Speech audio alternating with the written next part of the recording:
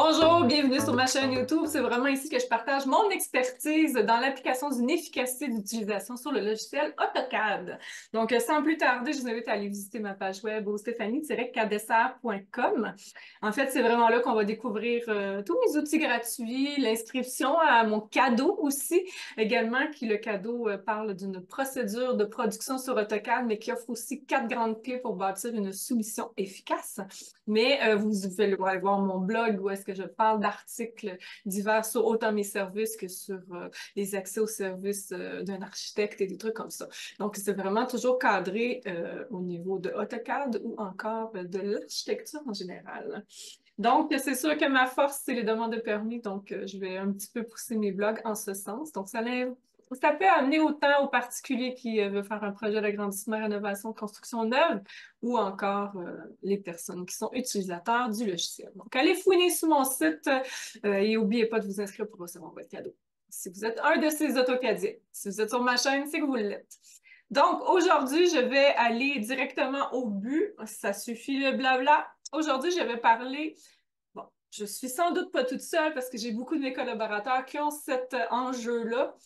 J'ai mes collaborateurs, mes clients, où est-ce que je vais communiquer directement sur Messenger ou encore LinkedIn ou autre. Et des fois, tu vas répondre spontanément dans ton groupe de clients ou autre avec le caps lock qui est barré sur ton clavier. Et là, tu écris en gros caractères, puis là, tu as l'air d'une personne qui écrit après quelqu'un.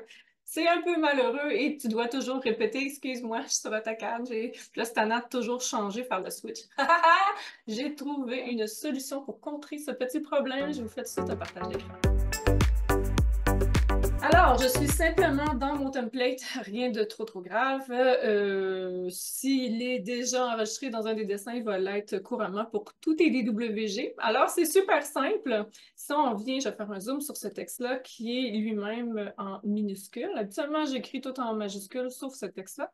Si je veux, j'en ai déjà fait je pense une capsule en ce sens. Si on souligne une partie du texte, on fait le bouton de droite et on va faire Change Case, Uppercase ou Lowercase. Uppercase étant majuscule, Lowercase étant minuscule. Donc, ça va changer automatiquement tout mon texte. Mais dès que je suis rentrée dans l'éditeur de texte, je peux faire bouton de droite. Et là, c'est ici que rentre le All Caps.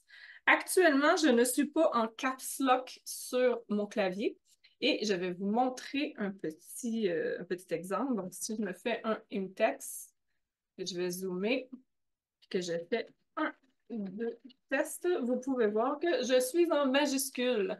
Alors, la seule contrainte que nous avons ici, c'est au niveau des attributs. Donc, pas dans le cartouche, lui, ça fonctionne. Par contre, quand on est dans des attributs avec texte simple et non pas multitexte, que l'on passe par le Quick Properties, par les propriétés ou autres, là, il va falloir faire attention. Il faut absolument utiliser le caps lock du clavier et non pas de la commande AutoCAD. Deux façons d'accéder à cette variable de système, parce que ce n'est pas une commande, c'est bel et bien une variable de système. On marque text all caps au clavier et on peut mettre soit à on ou à off. Alors voilà, c'est ce qui fait le tour de cette courte capsule. Je sais que ça va en aider plusieurs. Peut-être qu'il y en a qui connaissaient, peut-être qu'il y en a qui ne connaissent pas. Vous me le direz en commentaire. Je vais également mettre en commentaire un lien parce que je crois que cette commande-là n'est peut-être pas active en AutoCAD LT. Il y a un moyen de contourner ça, ce que je n'ai pas testé évidemment parce que j'ai la full version, mais il y a peut-être moyen d'aller contourner ça. Donc, comme je ne peux pas la tester, je pourrais peut-être pas vous aider à ce niveau-là. Et cette variable de système-là est active depuis 2020 déjà. Donc, il faut avoir 2020 au niveau de la version 2020 et plus. Donc, on se dit à une prochaine capsule!